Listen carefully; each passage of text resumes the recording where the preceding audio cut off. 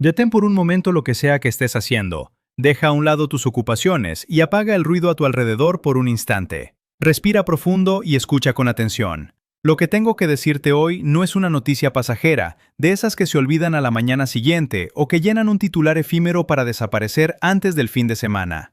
Lo que hoy comparto contigo es un acontecimiento que quedará registrado en los libros de historia de la Iglesia, un día del que la gente seguirá hablando dentro de 100 años, mucho después de que tú y mi presencia hayamos desaparecido. Nos ha tocado estar vivos para presenciarlo con nuestros propios ojos, y hay realidades que, una vez que se ven verdaderamente, ya no se pueden desver.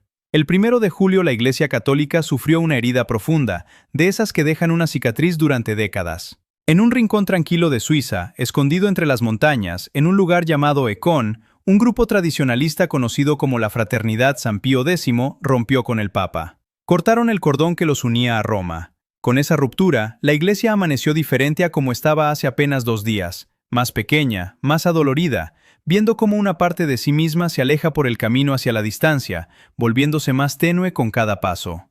Soy el Padre Samuel, y te prometo desde el inicio que no vengo hoy a regocijarme en nada.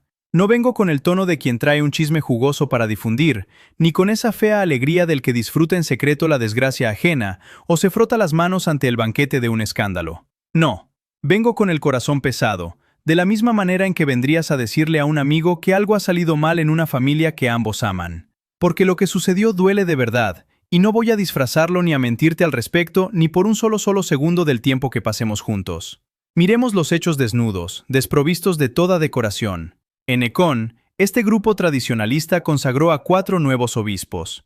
Tomaron a 4 de sus propios sacerdotes y los elevaron al rango episcopal. Lo hicieron sin el permiso del Papa, en contra de la expresa, declarada y repetida voluntad de León XIV, quien les había suplicado hasta el último momento que no lo hicieran. Este acto de consagrar obispos sin el mandato pontificio es de una gravedad tremenda. Es tan grave que conlleva automáticamente la sanción más seria que tiene la Iglesia, la excomunión. Con ese solo gesto, esos hombres cayeron bajo el peso de la excomunión, colocándose fuera de la comunión, separados. Quiero que dimensiones la escala de lo ocurrido.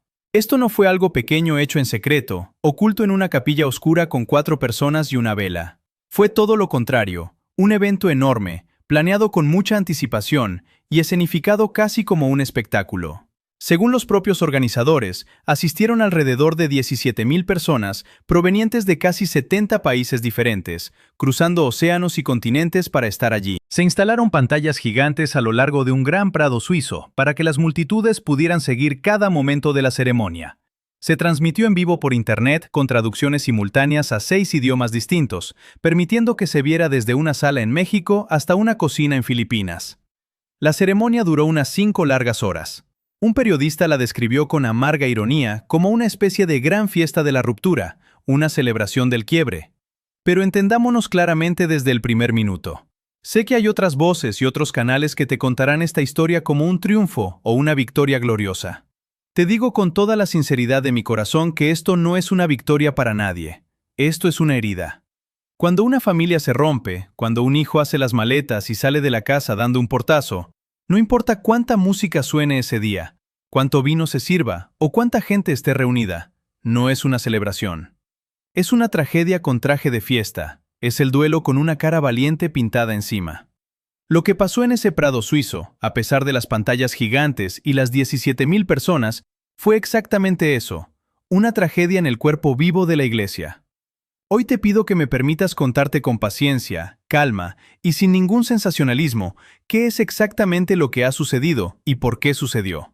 Porque el porqué es más importante de lo que la mayoría cree. Nos adentraremos en lo que esto significa para la Iglesia y, sobre todo, en lo que significa para ti, para tu fe y para tu vida cotidiana. Esta situación que parece tan lejana, este asunto de unos obispos en un prado suizo, encierra una lección que viaja a través del océano hasta tu país, tu ciudad y la puerta de tu propio corazón. Para entender el escalofrío de esta historia, primero debemos comprender qué fue lo que se rompió. La Iglesia Católica está extendida por toda la faz de la tierra. Hay católicos en México, Filipinas, España, el Congo, Argentina, India, Corea y Nigeria. Millones de personas de cada raza, idioma y color de piel. Y sin embargo, decimos que somos una sola iglesia. ¿Qué es lo que hace que millones de personas tan sumamente diferentes y dispersas sean una sola cosa y no fragmentos sueltos soplados por el viento? Es una cadena de comunión que une todo eslabón por eslabón. Cada creyente está unido a su párroco, cada párroco a su vez está unido a su obispo, y cada obispo del mundo entero está unido a un solo hombre, el Papa, el sucesor de Pedro, quien se encuentra en el centro como el punto de unidad. Esa cadena es el esqueleto que sostiene todo el cuerpo. Aquí radica el punto crucial. ¿Cómo se hace un nuevo obispo? Un obispo no puede crearse a sí mismo, ni un puñado de hombres puede decidir hacer uno por su propia autoridad. Para que un hombre sea consagrado obispo, se requiere siempre, sin excepción, la autorización del Papa. Es una regla tan antigua como la propia Iglesia. El Papa da su mandato, su permiso explícito, y solo entonces se puede consagrar. Esa autorización es el esbocete que suelda al nuevo obispo a la estructura de la cadena global. Por eso, cuando alguien consagra obispos sin ese permiso, lo que realmente hace es pasar una cuchilla por el hilo de la comunión, creando obispos fuera de la cadena, desconectados. Ayer no se rompió una simple regla administrativa o un trámite burocrático, se cortó el hilo de la comunión misma. La excomunión que recayó sobre estos hombres es lo que la Iglesia denomina automática. Cae por sí sola en el instante en que se comete el acto, sin necesidad de que nadie la pronuncie en voz alta, sin juicios ni jueces golpeando un mazo. Es como tocar el fuego. Cuando metes la mano en la llama, nadie tiene que sentarse a dictaminar formalmente que te quemes por el acto mismo de tocar el fuego. La consecuencia está integrada en la acción. No es que el Papa León XIV, en un ataque de ira, los haya expulsado señalándolos con el dedo. Fueron ellos mismos quienes, por su propio acto libre y su elección deliberada, se colocaron en el exterior. La excomunión no es un empujón del Papa hacia afuera, sino una puerta que ellos mismos cerraron por dentro con sus propias manos. Cruzaron el umbral por su cuenta, a pesar de que el Papa hizo exactamente lo contrario. Se puso de rodillas y les rogó que se quedaran. Hay un matiz crucial que debes notar. Esta excomunión recae sobre los obispos que consagraron y sobre los 4 hombres que fueron consagrados. No cae automáticamente sobre todos los fieles ordinarios de la fraternidad que estaban de pie en el prado. Esas 17,000 personas no quedaron excomulgadas en masa por el mero hecho de estar en ese campo. La Iglesia distingue con precisión, no condena a granel. La penalización recae en los responsables directos, no en la gente devota que asistió de buena fe simplemente para rezar. La verdad sobre la excomunión es sorprendentemente profunda. La gente imagina que es un castigo cruel, una venganza o un portazo que te condena al infierno. No es eso en absoluto. La Iglesia la explica con una palabra bellísima. La excomunión es una medicina. Es la cucharada amarga que una madre obliga a tomar a un hijo enfermo, no para hacerle daño, sino para sanarlo. Su propósito no es condenar para siempre, sino sacudir a la persona lo suficientemente fuerte como para que despierte, sienta la gravedad de lo hecho y regrese. La excomunión mira hacia el retorno, hacia el regreso a casa, no hacia la condena. A nivel sacramental y del misterio, esos 4 hombres realmente son obispos. La consagración fue válida. Sin embargo, ostentan el episcopado de una manera ilegítima, ilícita y prohibida. Es como un hombre que posee un objeto real y auténtico, pero lo ha conseguido robando. El objeto en sus manos es verdadero, pero lo retiene contra la ley, como un ladrón con bienes robados. Son verdaderos obispos, pero se encuentran fuera de la ley de la Iglesia y han rasgado su comunión. Entonces, la pregunta que surge inevitablemente en tu mente y en la mía es, ¿por qué? ¿Por qué llegar a un extremo tan terrible, sabiendo perfectamente el costo y teniendo la certeza de que la excomunión caería en el instante en que actuaran? No eran hombres ignorantes que tropezaron con esto por accidente, veían venir las consecuencias desde lejos y aún así siguieron adelante. La razón es mucho más humana y dolorosa de lo que imaginas y exige que los miremos con compasión, no como villanos de caricatura que actúan por pura maldad. Es la tragedia de personas que, estando gravemente equivocadas, creían en sus corazones que hacían lo correcto. Ellos alegaron lo que llaman un estado de necesidad. Su argumento central es que no actuaron por orgullo o por el placer de desafiar a la autoridad, sino por pura supervivencia. Para seguir existiendo, esta fraternidad necesita obispos, porque solo un obispo puede ordenar nuevos sacerdotes que celebren sus misas, bauticen, casen y mantengan viva su obra. Su gran drama era que solo les quedaban 2 obispos vivos para sostener toda una estructura mundial, y ambos eran ya ancianos con fuerzas titánicas pero menguantes. El miedo que los devoraba por dentro era la extinción. Si esos 2 únicos obispos morían sin dejar relevo, sus seminarios se vaciarían, lo construido en medio siglo se derrumbaría y desaparecerían de la faz de la tierra. Vivieron esto como una cuestión de vida o muerte. Como un padre anciano que siente que las fuerzas escapan de sus brazos y pasa las noches en vela, desesperado por ordenar su casa y asegurar el futuro de sus hijos antes de que su tiempo se agote. Ese temor a desaparecer, ese instinto primario de supervivencia, los empujó al abismo. El miedo es un pésimo consejero que empuja a realizar actos que con la mente fría jamás se considerarían. Y aquí se presenta la cruel paradoja. Su miedo a morir los llevó a ejecutar la acción que les supuso la muerte ante la ley de la Iglesia. Huyendo de la tumba, corrieron directamente hacia ella. Las palabras de su líder, el superior general llamado Paglarani, reflejan ese corazón dividido entre la convicción y la tristeza. Durante la ceremonia afirmó que Dios no los ha abandonado y que estaban listos para pagar cualquier precio por la Iglesia. ¡Qué frase tan trágica! Están dispuestos a ser excomulgados e irse al exterior sosteniendo que lo hacen por amor a la Iglesia. Luego dejó caer una expresión que se clava como una espina. Dijo que Dios ahora les pide ser tratados como rebeldes y añadió que Roma y ellos hablan 2 idiomas diferentes. 2 idiomas distintos.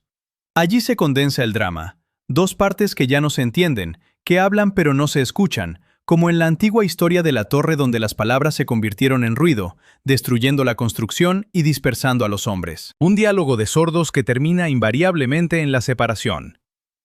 Hay un detalle en toda esta inmensa historia que resulta desgarrador, porque revela la esencia misma de esta tragedia. Resulta que en esa misma ceremonia, en el instante exacto en que se separaban del Papa y la excomunión caía sobre sus cabezas, ellos rezaron. ¿Y sabes por quién rezaron en ese prado suizo? Rezaron por el Santo Padre, por el Papa del que se estaban distanciando, y rezaron también por la Iglesia Católica. Piénsalo bien, se estaban separando del Papa y en el mismo aliento rezaban por él. Esto demuestra que no estamos ante una narrativa de odio o desprecio. Son personas que se consideran profundamente católicas, que aman a la Iglesia a su manera obstinada y rezan por el pontífice mientras abren una hendidura en su costado. Es la tragedia en su estado más puro. El amor transformado en terquedad, el amor que cree saber más que la propia Iglesia y termina rompiendo lo que jura proteger. Para ser precisos, debemos aclarar la verdadera raíz del conflicto, pues muchos se equivocan al afirmar que todo esto se reduce a una disputa por la misa en latín o el rito antiguo. Un cardenal muy sabio, el cardenal Müller, quien aprecia y defiende la liturgia tradicional, lo dejó claro en estos días. El problema no es la misa en latín, el problema es la autoridad.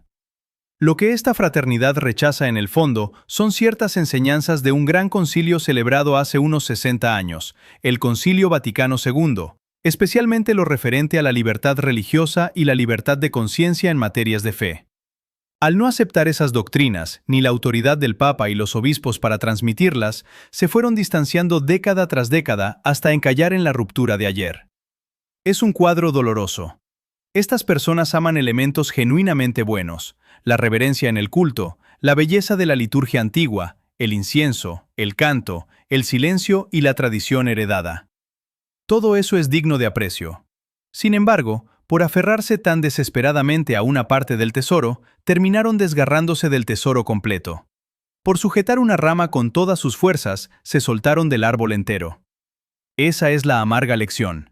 A veces, el amor por algo bueno, cuando se vuelve terquedad y se antepone a la unidad, te lleva a quebrar realidades mucho más sagradas que lo que intentaba salvar. Mientras esto se consumaba en Econe, en el otro extremo, en Roma, se desarrollaba una actitud completamente opuesta. El Papa León XIV, dueño de una autoridad casi sin paralelo en el mundo, tenía el poder de haber respondido con un puño cerrado y un rostro frío. Podría haber lanzado amenazas y decretos fulminantes desde el principio, respondiendo a la provocación con la furia del orgullo herido, tal como reacciona el poder terrenal cuando es desafiado públicamente. Pero León XIV hizo todo lo contrario, mostrando la diferencia entre el poder del mundo y el poder que desciende de Dios. En la víspera de las consagraciones, el 30 de junio, cuando todo parecía perdido en Suiza y cualquier observador habría dicho que no quedaba esperanza, El Papa realizó un último intento. No envió soldados ni un decreto de condena en latín frío, escribió una carta personal dirigida al superior de la fraternidad. Una carta de padre escrita desde el corazón. Sus palabras directas fueron: con este espíritu y lleno de afecto cristiano, les ruego y les pido con todo mi corazón, vuelvan atrás. Vuelvan atrás. El Papa se rebajó a la postura de un mendigo frente a los hombres que lo desafiaban. Como un padre que ve a su hijo con la maleta en la mano y el pie fuera de la casa, y en lugar de gritarle que se vaya y no regrese, le pide con voz quebrada que se quede para hablar. Rogar cuando se tiene todo el poder para aplastar no es debilidad, es una de las formas más altas y escasas de fortaleza. En esa misma carta, el Papa incluyó una advertencia que brotaba de la preocupación por los demás, no de un deseo de venganza. Les advirtió que su acto privaría a sus propios fieles de recibir de forma lícita, y en algunos casos válida, los sacramentos que tanto buscan para su salvación. Al Papa no le importaba su autoridad herida, pensaba en el daño que sufrirían las familias y los ancianos atrapados en medio de esta ruptura sin tener la culpa. Fue el gesto de un pastor que, con el rayo en la mano, prefirió abrirla y extenderla vacía en señal de paz. Esa mano tendida y ese ruego quedarán en el registro de la historia como el testimonio de que Roma no cerró la puerta. Fueron ellos quienes salieron, dejando al Papa en el umbral con la luz encendida. Consumada la ruptura, correspondía la respuesta oficial de la Iglesia para dar claridad a los fieles. La Oficina del Vaticano encargada de la doctrina preparó el decreto que declara formalmente la situación de cisma y se prevé su publicación para hoy mismo, 2 de julio, o a más tardar mañana. Aquí aparece el escalofrío de la historia, una coincidencia del calendario que estremece al examinarse a fondo. Esta misma situación ocurrió de forma idéntica hace exactamente 38 años, en el año 1988. En aquel entonces, el fundador de esta misma sociedad, el arzobispo Marcel Lefebvre, realizó exactamente la misma acción en el mismo lugar de Ecón, consagrando obispos sin autorización papal, lo que provocó la misma excomunión y la misma ruptura. ¿Y sabes qué día respondió oficialmente la Iglesia en 1988? ¿En qué fecha firmó el Papa de la época, San Juan Pablo II, el documento solemne que declaraba la existencia de ese cisma? Lo firmó un 2 de julio. El 2 de julio de 1988. Hoy es el 2 de julio, exactamente 38 años después, al día. La historia rima de un modo que cala hasta los huesos. El mismo sitio, el mismo acto de consagración ilícita, la misma consecuencia de excomunión y la respuesta oficial de la Iglesia programada para la misma casilla del calendario. Es como si el tiempo hubiera completado un círculo perfecto, obligando a la Iglesia a revivir una vieja herida a medio sanar justamente en su propio aniversario. Ante este eco del pasado, surge una pregunta inevitable que se desprende de la lógica de los hechos. Si la historia se repite con tal precisión en el mismo escenario y en la misma fecha, ¿qué nos está intentando revelar esta simetría exacta del tiempo y qué destino aguarda a una estructura que ha decidido calcar su propia fractura? Esa simetría exacta del calendario nos sitúa frente a una realidad que va mucho más allá de los despachos del Vaticano y las declaraciones oficiales. Al examinar el choque directo de esta ruptura, nos encontramos con una contradicción profunda entre la fachada externa del sistema y el dolor humano latente en la cotidianidad. Las estructuras oficiales emiten decretos firmados sobre escritorios solemnes, pero la realidad se vive abajo, en el terreno, en los espacios más ordinarios de la existencia. Mientras los documentos de Roma certifican el cisma con un lenguaje técnico y preciso, la fractura real camina en silencio y se introduce directamente en las cocinas, en las mesas donde las familias se sientan a comer y en el espacio sagrado del hogar. Ahí es donde el sistema choca con la persona. Las cúpulas institucionales reportan datos, porcentajes y valoraciones legales de la excomunión, pero no registran el peso psicológico de un feligrés que se debate en la confusión absoluta. La fuente nos revela un contraste desgarrador. El evento fue presentado por sus organizadores como un triunfo masivo, una reunión de 17,000 personas rodeadas de tecnología, pantallas gigantes y transmisiones globales en 6 idiomas. Externamente parecía una celebración de la fe, una demostración de fuerza y vitalidad en medio de un prado idílico. Sin embargo, detrás de esa coreografía perfecta y del conteo oficial de la multitud, la realidad interna era el miedo crudo a la extinción. El choque psicológico de los líderes de la sociedad no radicaba en una abierta malicia corporativa, sino en la resistencia desesperada de dos ancianos cuyas manos debilitadas sostenían una estructura global. El reporte oficial habla de resistencia eclesiástica, la realidad humana habla de pánico a desaparecer de la faz de la Tierra. En este punto de la crisis, las interacciones directas adquieren una densidad asfixiante. El superior general Paglarani verbaliza el quiebre con una declaración que muestra la total incomprensión entre ambas cosmovisiones. Al afirmar que Dios les pide ahora ser tratados como rebeldes y que Roma y ellos hablan dos idiomas diferentes, se evidencia el colapso absoluto de la comunicación. Es el choque de dos lenguajes que, utilizando las mismas palabras, significan cosas opuestas.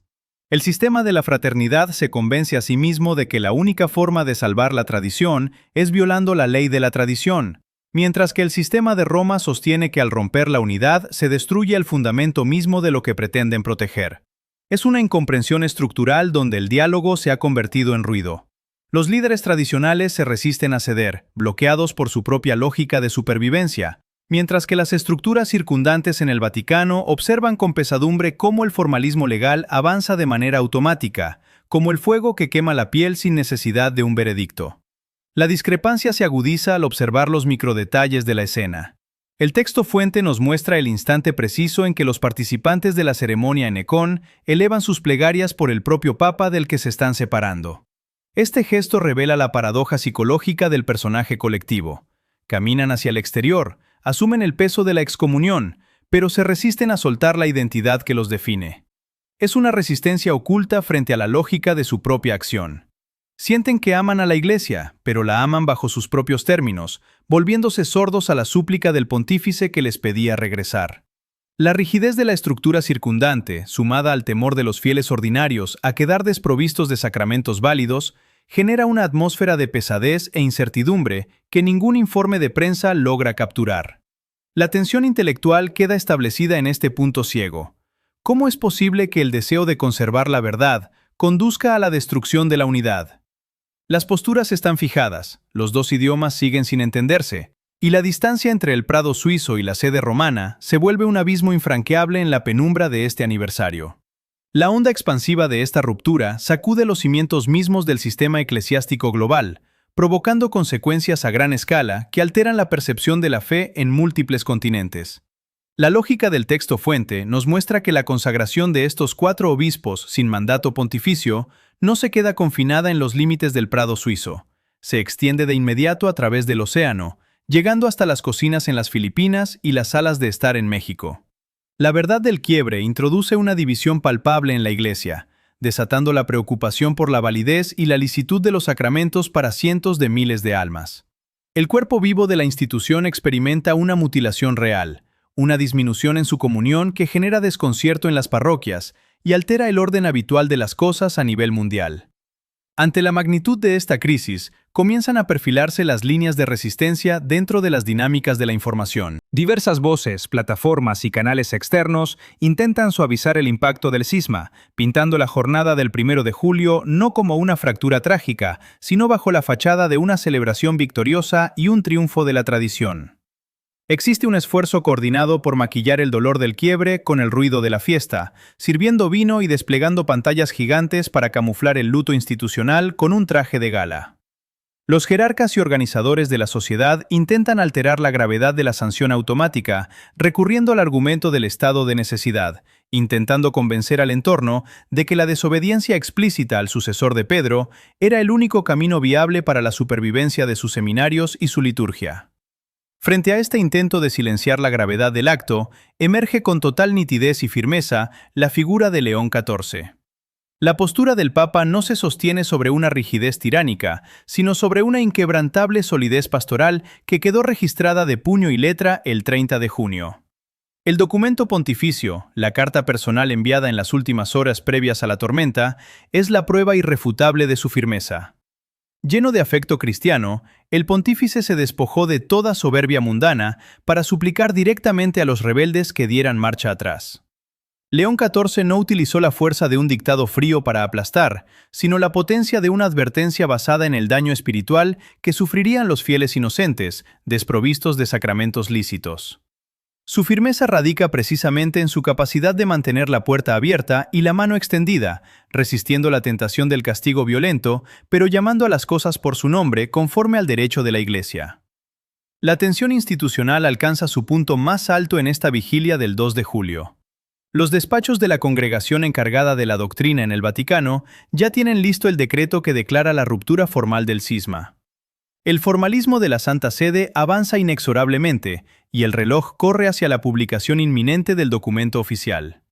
El ambiente está cargado de una pesadez histórica. Faltan solo instantes para que el texto sea expuesto al escrutinio del planeta entero, haciendo coincidir de forma escalofriante el calendario actual con el precedente de hace 38 años.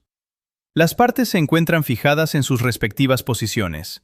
La fraternidad asumiendo su rol de rebelde en las montañas y el Papa esperando en el umbral de Roma con la luz encendida, justo antes de que el veredicto público selle el destino de esta dolorosa fractura.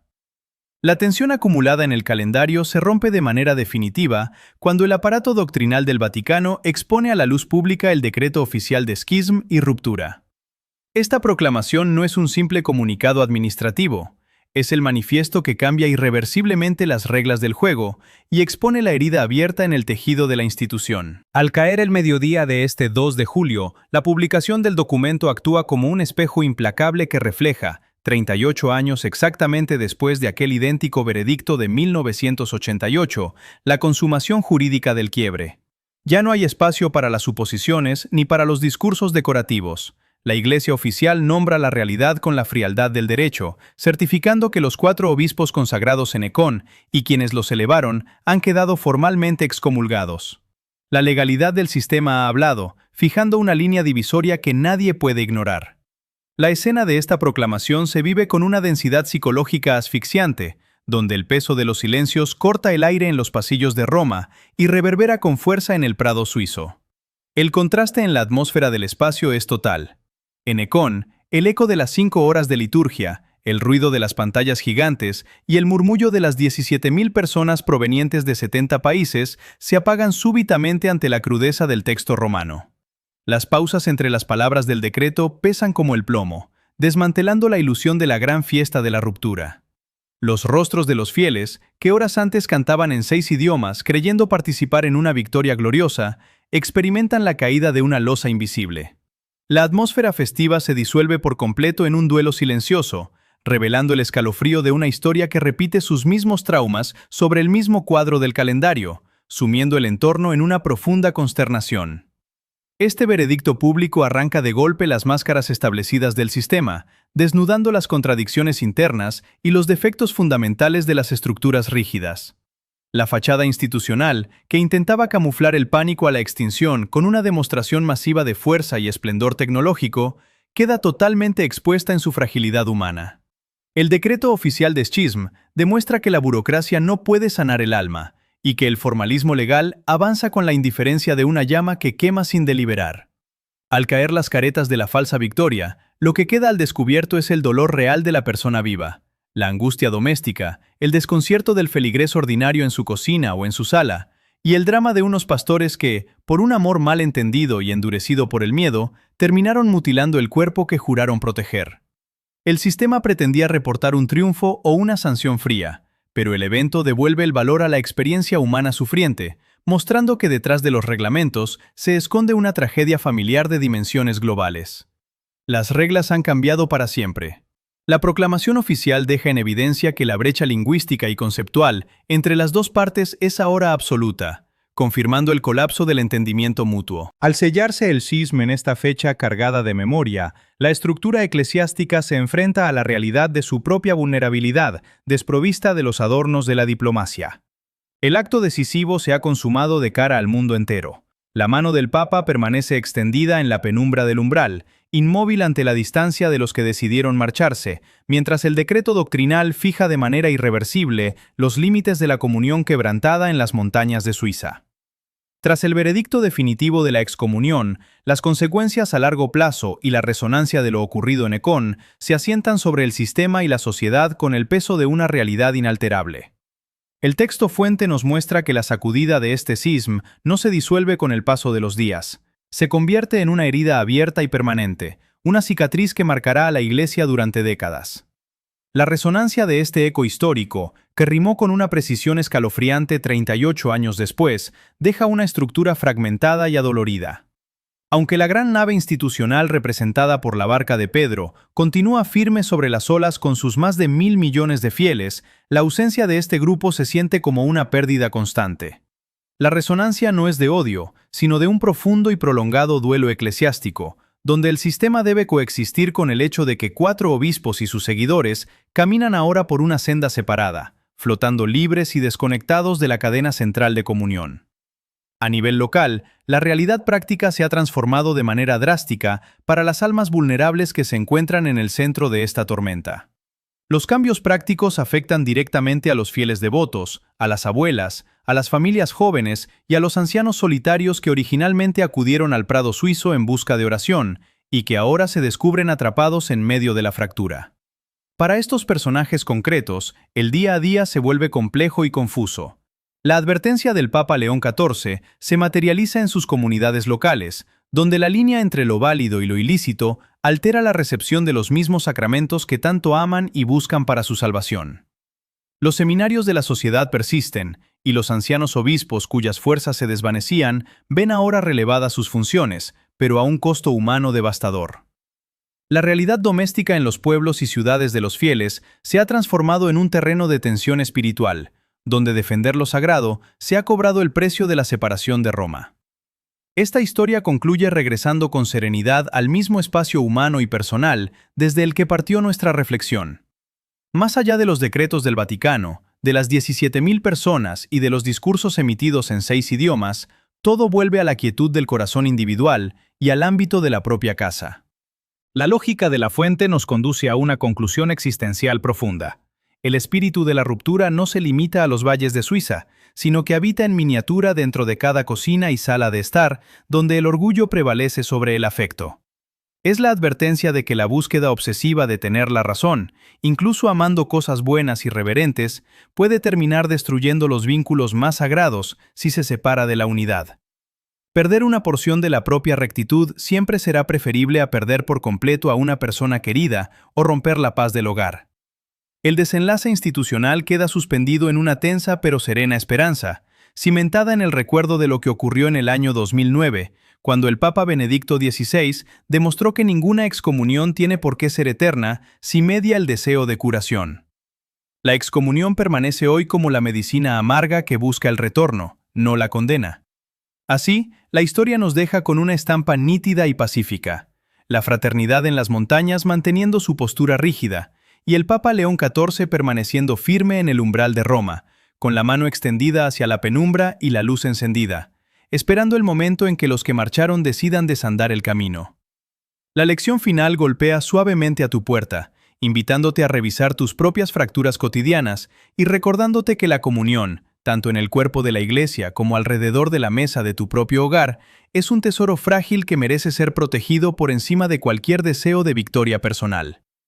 Cuida de los tuyos, cuida de tu unidad, y que la paz guíe tu camino hasta nuestro próximo encuentro.